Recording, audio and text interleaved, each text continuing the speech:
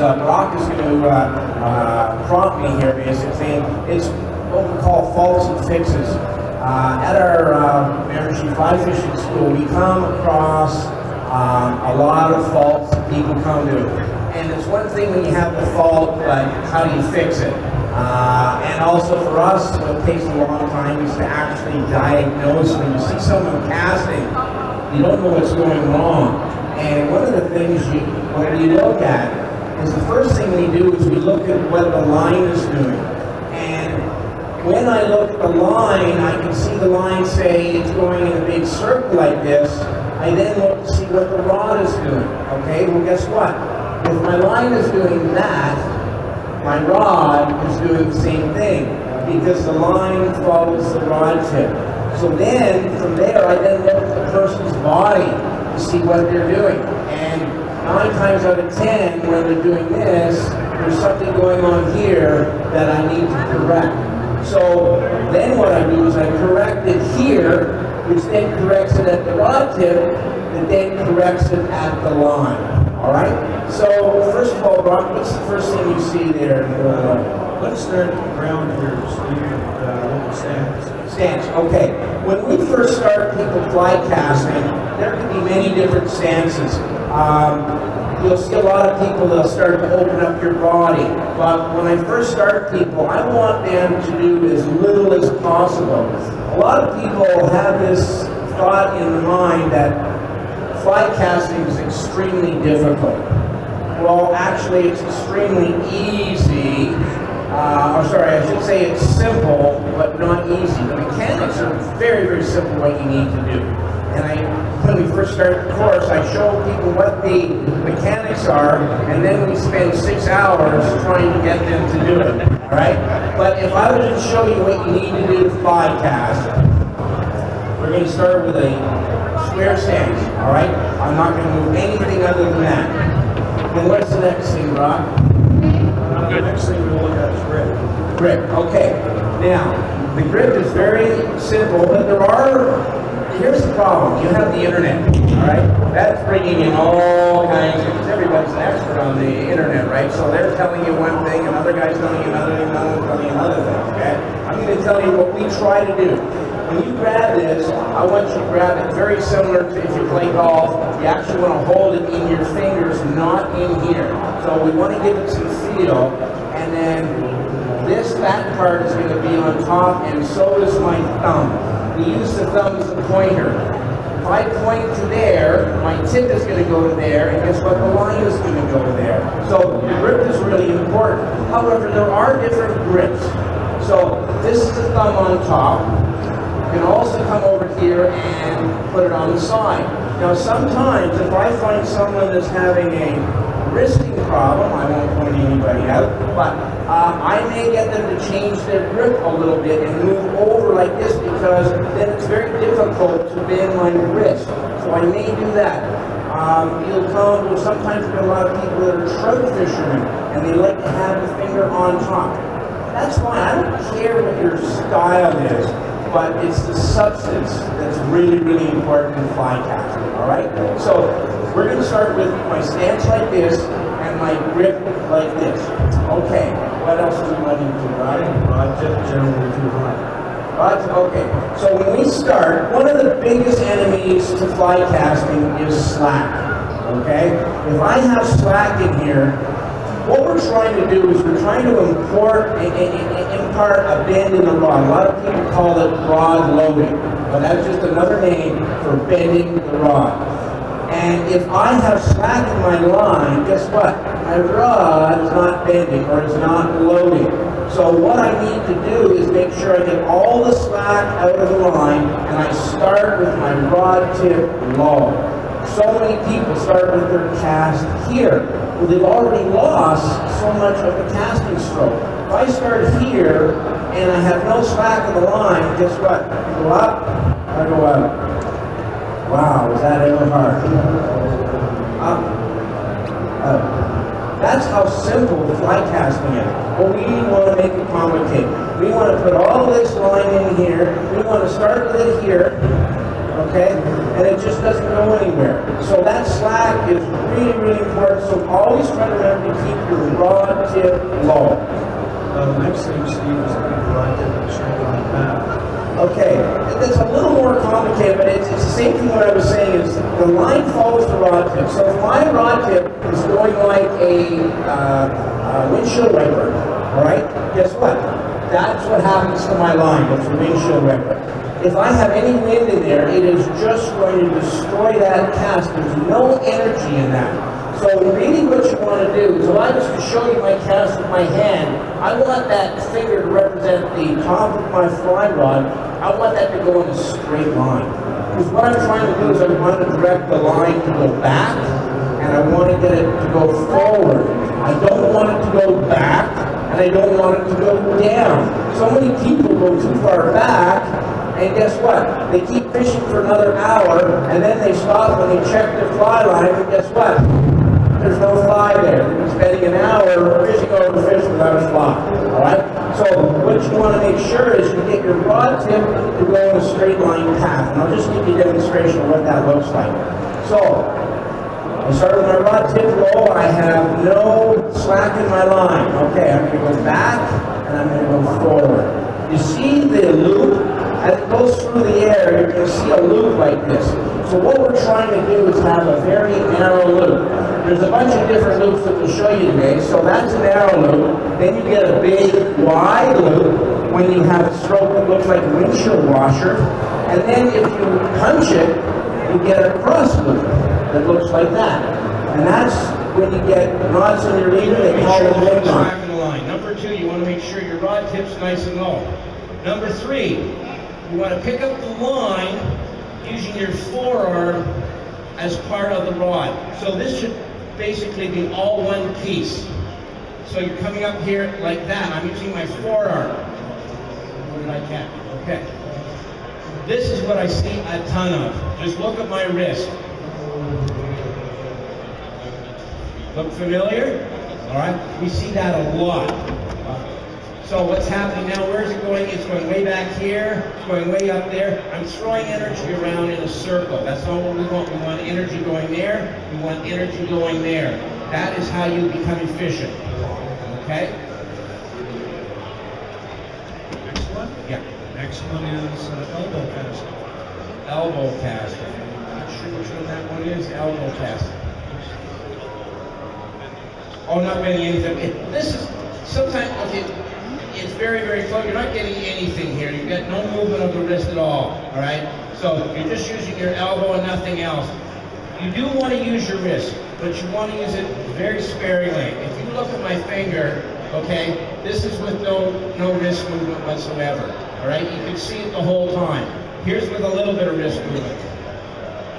See how fast that is? That little movement there is the little wrist movement you want, but you want to do it at the very end of your cast. If you do it too early, that's when you get the wind knots, okay? So you got to think in your mind that you are pulling the line, not pushing it. So if you come from a spin casting background, you really have a tendency to push everything. You got to pull. Okay, you got to pull. So it's a pull, not a push. Let me show you what happens when you push. You look at the line and it, see that there? That is a perfect example of a tailing loop right there. That's what happened. So you're applying power here versus at the end. All right? Very subtle. That's the thing with this. It looks so simple, but there's just little things you got to make sure you do. Little things. Next one, Steve, rod tip too low on the back cast. All right. Now, again, and a lot of happens. If you see it go down low, what happened? I probably broke it here. But the other thing where I see people go low is they flick. They do a flick here. The line follows the rod tip. If I flick, guess what? I think I'm stopping here. I'm actually stopping here. So the line continues to follow the rod tip, so it goes down. Okay? They're just flicking it there, and you end up getting a big deep loop in there versus do a little tighter. Okay? Now if you look at that loop there, that's going to go through any wind. It's nice and tight, it's aerodynamic, it's going to work. But I'm stopping here as I'm rising. If I go just 2-3 degrees more, it's going to start going down there, you're going to start hitting rocks, and you're going to start knocking your fly off. Okay? Very subtle, but it's up and then out. If I get a good back cast, I don't even have to work at my forecast. It just unfolds. Out. No effort whatsoever. All right? We all work way, way, way too hard. And the next one, Steve, would be no pause on the back. All right, yeah. You have to build energy into the rod, but it doesn't get transferred to the line till you stop. It's the moment you stop that it energizes the line and off the line goes. But once it starts going, you can't change direction till it's fully unfurled. Okay? This is what I mean about no pause. Very subtle. When you see it didn't go all the way out and I came forward. There's no energy there. Has anybody ever seen that happen? You've got to pause just a little bit longer. Now here's where it makes it difficult for fly casting. How long do you pause? It's like asking how long is string. It depends, because the more line I have out, the longer my pause has to be. All right? So if I have a short amount of line, it's a very short pause. But if I have a lot of line out, okay, I'm going to have to pause longer. Now, when you wait for it to come forward, just before it straightens, because by the time I react to it, it has straightened. If I wait for it to straighten and then change direction, it's already starting to fall. That's timing, and that's one of the toughest things for us to teach. You have to feel timing. And as you notice now, what I've done is I've opened up to see my back cast, but I'm not always going to be like that, all right? So what I might say is if you've got a short line, count to 1, and then come forward, all right? 1,000, come forward. It's more or less okay. Then as it gets longer, I might have to say 1 Mississippi, and then come forward. So it's variable, and that's what makes fly casting difficult. It's variable depending on the amount of line you have out there. Next one, Steve, would be too much power. Ah, boy, we deal with that all the time, right? This is your typical person out on the river. Wait a second. Of course, we're always fishing on the other side of the river because that's where the fish are until we get to the other side of the river, and they're always on the other side. Most fish are caught within about 30 to 40 feet of where you're casting, all right? So we spend a lot of time casting over the fish. But this is too much power, too much line. Okay? It's not designed to do that. It's like golf. Let the rod do the work for you. One of the things about power is you've got to understand that the line does a lot of the work for you, and it's the last 30 feet or so of the line that has the weight in it, and it's the weight of the line that bends the rod that takes the fly along its journey. So what I like to do is I actually mark my line. Where is that marked line? There it is, okay. Whoop. All right, you see the black line here? Okay, that's 30 feet or so, and that's the working part of my line. So what I do is I work with 30 feet. I don't try to pick up 60 or 70 feet. So this is the amount of effort this is going to take to move this line. That's, I don't know, 45, 50 feet, all right? I want a little bit more. I'm going to just shoot this here. But again, I'm not going to use any more power. All right? So many people just work way, way, way too hard. Let the rod do the work. You pay big money for the rod, let the rod do the work for you. And the closest thing I can bring that to is when you see a good golfer, a guy like Freddie Couples or Ernie Els, you look at him and go, man, he's not even swinging in that ball. Oh yeah, he is, but he's doing everything with perfect timing. And that's what you want to work with on your cast is perfect timing. Just getting it almost unfurled and then come forward, it's going to come no effort whatsoever. All right, Brock. Okay, Steve, the next one would be rotating the shoulder. Rotating the shoulder. Oh, okay, right. When, a lot of times they'll say, don't look at your back cast. And here's the problem if you look at your back cast. Sometimes what happens is you follow all the way around and it starts going over there. All right? You notice when I followed, I I made sure it went straight back. The most efficient way to cast is a 180-degree plane. So I want straight back, straight forward. So if you do go to look at your back cast, make sure you don't turn your shoulder and it go over there. I want it to go back, all right? It goes back, it's gonna go forward. Okay, we can help Steve with the forward cast now, maybe stop right up too high. Okay, on the forward cast, stopping up here. Yeah. Okay. See, what I got to do is I got to make sure that the energy goes out. So if I go too high, which I can do that for dry fly, that's maybe what I want. But if I got a lot of wind out there, and if I stop too high, the wind is going to start taking control of that. So really what I want to do is I want to go straight out there, and I want to go straight there. So guess what? I'm going to get my hand to do that, and then the rod tip will mimic that, and the line will follow. So here we go. So I just want it to go out straight, and you'll just see how it shoots out, and it'll go right through all that wind and everything else. So just where you stop the rod. What we also see a lot of times, you know, people go too far down. Okay, is that the next one? So there you see what happens there. That's actually quite nice if you're dry fly fishing and you don't want any drift. All right, perfect. Bring it right down.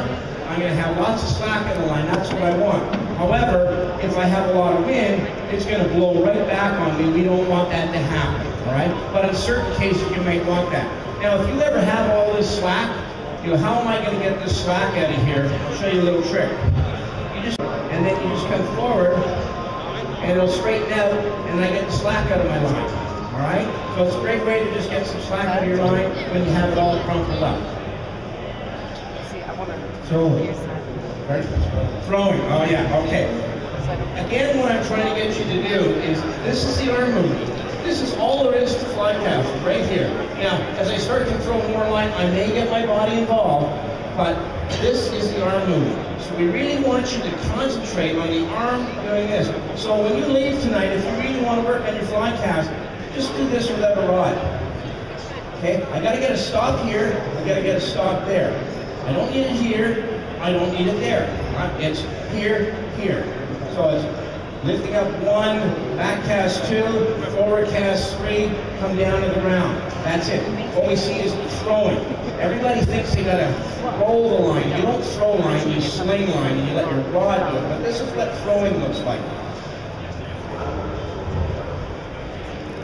Okay, we see a lot of that out there. We're trying to, this is how they're gonna get it furrowed. Doing that.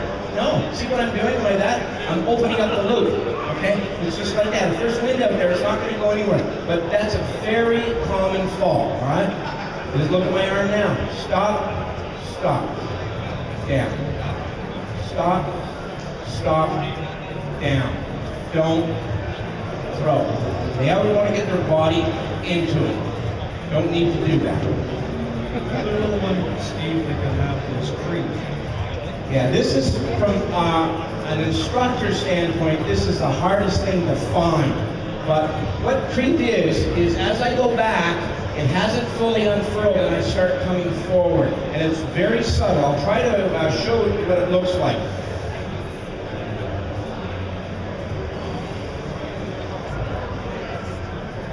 See what's happening? I'm starting to come forward before the line is fully unfurled. So you just sort of see a little movement here. I get it. Full stop, don't move, then come forward. Stop, then forward. Don't stop, move, and then come forward. So then you're playing catch up, all right? It shortens your casting arc. It's called creep. And Steve, the last one and the most common one we run into, or a lot of common, is the tail and loop. We talked a little bit about it. Yeah, I'll just show you that again, because it is very common, and it also happens when you start to go for a little bit extra distance. All right, as soon as I start to punch it, it starts to, that was a good cast. There, okay, you can start to just see how it's coming underneath, and what's happening is I'm powering the tip, so it's going down and coming back up. So if it goes down, guess what? The line goes down and then it comes over top. So that's why I'm saying you want that rod tip to go in a straight line cast, and you'll really eliminate that. Another way to eliminate tailing loops is to introduce your other hand, okay? It's called your line hand. and we're going to get into some hauling, all right? So rather than use more energy on your rod hand, you start introducing energy on your line hand, all right? So what I'm doing is I'm pulling down with this line, just by doing that, and I'm putting more energy into the line that way, versus putting more energy in with my rod hand. So what you do is you start sharing the work, all right? And then when you go from there, of course, like that yesterday, everybody said, well, how do you double haul? Because everybody wants to double haul to get across to the other side of the river where the fish all are, right? So this is something we do teach, and we break it down into pieces. Because I'll show you what a double haul looks like, all right? And it looks like, okay, you see I'm hauling, but I'm also giving it back, okay? So that's what a double haul looks like. But when you start trying doing it, it's like patting your head and rubbing your stomach. It's difficult to put it all together. So what you really want to do is you may just do a haul, let it drop, okay? Then grab back up here, do a haul, and let it go down. And so you're getting the haul in, and then you've got to learn the give back. And what I really try to do, I can't do it here right now, but I actually take the rod to my side, and I haul and give it back and let it drop. I haul, I give it back, and I drop it. So I've broken it down from piece to piece, rather than put it all together. Another way you can do it is, it's a great way to do it, it's without a rod. We call it pantomiming. So I'm going to start here. As I start to move the rod, my wrists start to separate. Then they start to come back together again as it's unrolling. Boom, comes forward, comes back, comes forward, comes back, comes forward, comes back. You start doing that until you feel really comfortable with that, and then you get your rod in there and you do it from there, all right? You do not need to double haul, but if you're wanting to get out into 80, 90, 100 feet, double hauling is going to share the work of your rod hand, and it really does reduce a lot of stress that happens as far as that goes. Okay? I'm going to have any questions out there, anything you guys want some troubleshooting with. You have little issues that come up, how do I handle that? Anybody have any questions there, or did I answer every single one you got? So this is my full-time work now, and we have a great spot up on the Miramichi. The course is about 6 hours long. You'll be very, very tired again. What's really fun is I got students that have already taken the course, and they're here again to continue learning. It's a nice thing about fly casting. I was down in Somerset, and I was casting with a fellow. He's 91 years old, and he can cast his whole fly line. His name's Lefty Craig. You can do it for your whole life. And you can do fly casting, you can do fly tying, you can do rod building. There's so much things you can do with fly fishing that makes it so exciting.